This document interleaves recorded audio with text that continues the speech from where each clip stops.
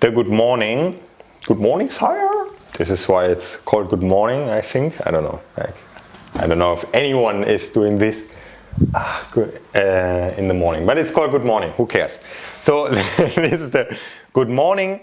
It's a stretch for the back. There are many different versions. So let's have a look at the basic version. It is important that you understand anterior and posterior tilt. Yeah. So anterior tilt is especially important. Anterior tilt, pulling up the pelvis here from the back so that the pelvis is facing forward, like tilting like this. You know, if you look at the pelvis as a container, the container is tilting forward. Boom, I pull it up here in the back and it's tilting forward. That's the anterior tilt, anterior, forward. Okay, and posterior tilt is the opposite. Yeah, so I pull it up in the front and here the container tilts to the back. Boom. But in the good morning we look at the anterior tilt. So if Christian is now going into a good morning position, then I will explain a bit the details. So when he's going down, he's moving from the pelvis. He's not moving from the spine. Maybe turn a bit more, Christian, so people see it better. Yeah. Go down again. Thanks.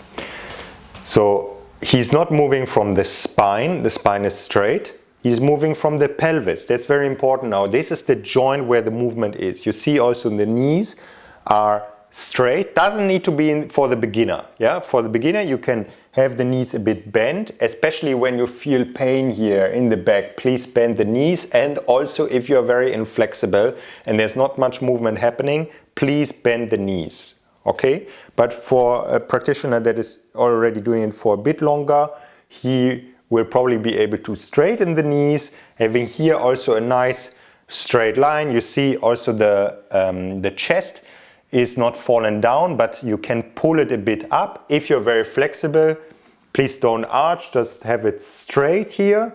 Yeah, if you're inflexible, try to arch, because anyway, it's not going to happen.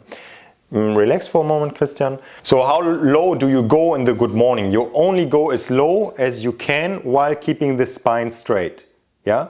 So have a look. If Christian is going and then the pelvis is blocked, cannot go further, and he's trying to go further down, he will go from the back. We don't want that. We only want to move from the pelvis. So for some of you, it will be just going until here, and that's it. Only if you are very inflexible, you are allowed to move also from the spine a bit, to at least increase a bit what's happening. Yeah, but if you are, let's say, moderately flexible, then please only move from the pelvis and not from the spine. So it's very important to understand when do I move from the pelvis and when do I move from the spine, to create this feeling. And this also in comparison to the spine movements that we do in the Strom, for example, the 10 spine positions, if you know that already, where we are moving in the spine. Now we're moving the spine. Yeah, where we are moving in the spine and not from the pelvis, or only adding the pelvis later.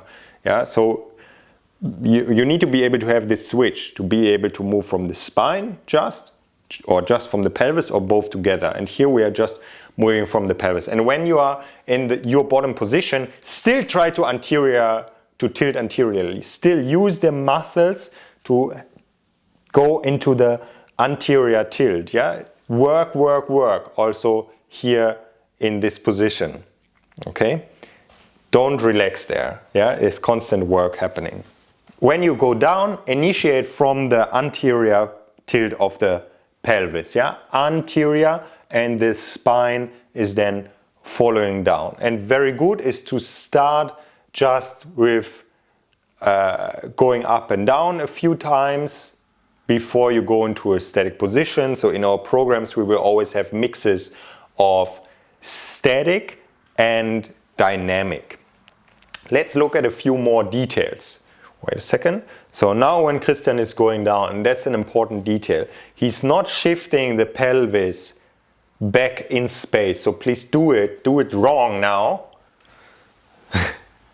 Yeah, so he's shifting the pelvis back in space. What happens is when you look at the angle in the ankle, here, you see it's opening in the front, yeah?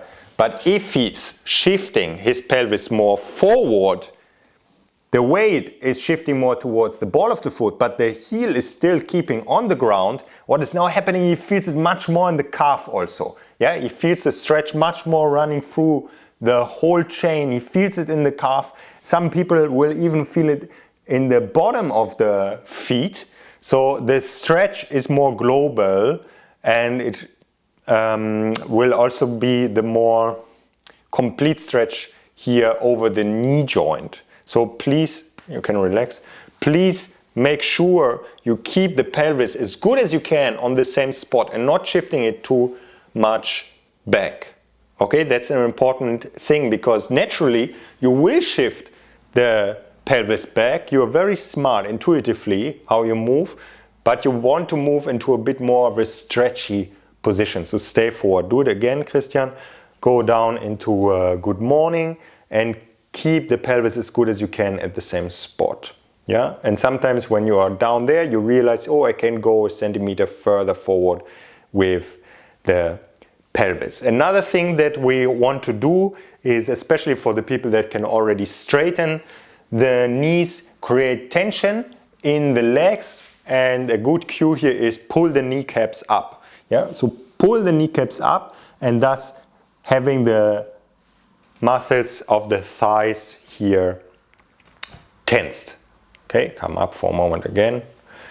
What I also like is to keep the arms here or here, like Christian is doing, instead of letting them hang loose, because letting them hang loose down might pull you down in the chest and thus destroying the straight spine position. Okay, so keep them more here or here, like Christian is doing. Another smaller detail is about your toes. Don't cramp your toes. Have the toes in a nice relaxed position. Yeah, just because it's nicer.